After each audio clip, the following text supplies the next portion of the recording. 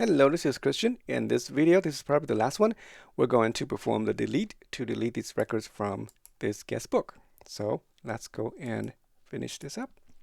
So in here, I'm going to copy, because we don't need to use any form. We just basically perform a very simple deletion. So I could choose one of these, the sign up, or I think the edit would be the same one. So let's copy the edit, and then we'll change this to say delete. Okay, want to delete. I'll just put here a message. Either we'll leave it blank, I guess, because when we delete something, we want to show that the message has been successful or not. We'll put a message there. The show form, there's no form, but we're going to check an error. Okay, so I set an error. Let's assume that there's no error. We'll make that false. And then I'm going to check. I don't need the post here. This part can go away. The bottom here, I don't need the form either, so all this can be gone. We just basically need a simple message. That's it. Yeah, that's all we need really. So the logic is all up here. We're gonna say something like get the ID. We check the ID, and we're gonna get the record. Well, we don't delete it. We're gonna do a delete, not the get record. We're gonna delete the record, pass in this ID, and if it's successful or not. If it's so, then we don't want to show that when there's no form. We'll show the message. So the message will be record was deleted. Just something like that. Else, we're going to say the record could not be deleted. Right? Some error. And then we throw the error message, and we're done. This part is done. So yeah, I don't really need the error here.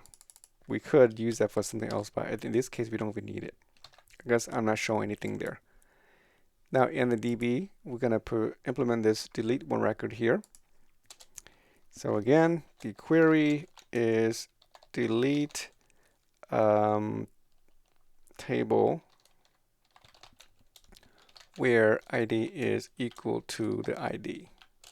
Okay, so again, very simple. Return make query. And then query. All right, and let's see if that works. Let's reload, go to Guestbook. I'm gonna delete the number 6. Record cannot be deleted, so I think something is wrong. Yeah, so let's see why. Probably has some typo in my code. Oh,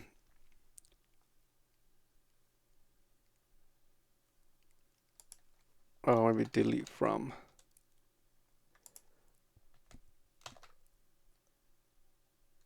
Try again.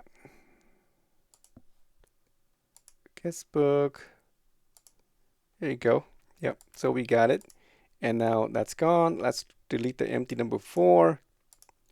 Been deleted, and it's now been replaced. Remove.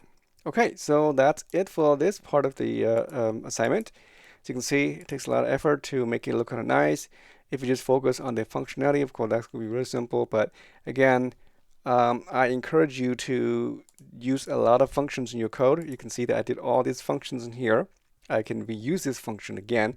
I make it so that I can reuse them again. All right, especially you know, the make query. This is really useful. You can see I can make a lot of calls to that, and it's really simple. Okay, and get all records again here. I can use this again not only for this guest book, but for any table basically. You just pass in the table variable, right? Delete is same thing.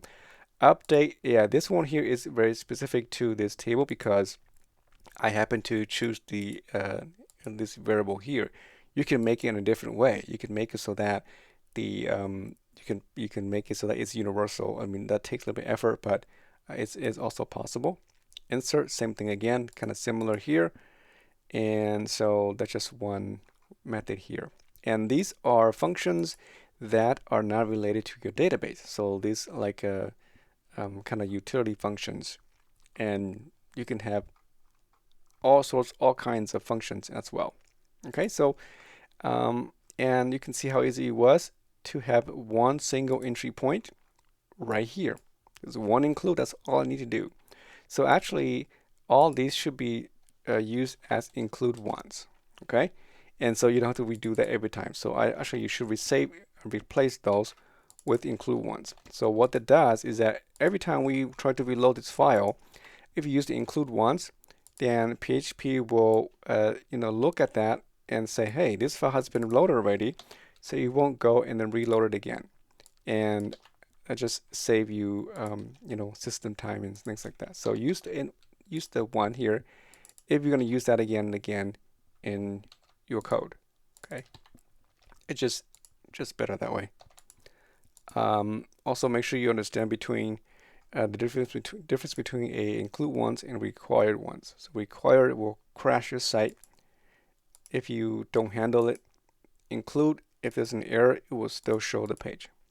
All right, so I think that's it. So if you have any questions, let me know.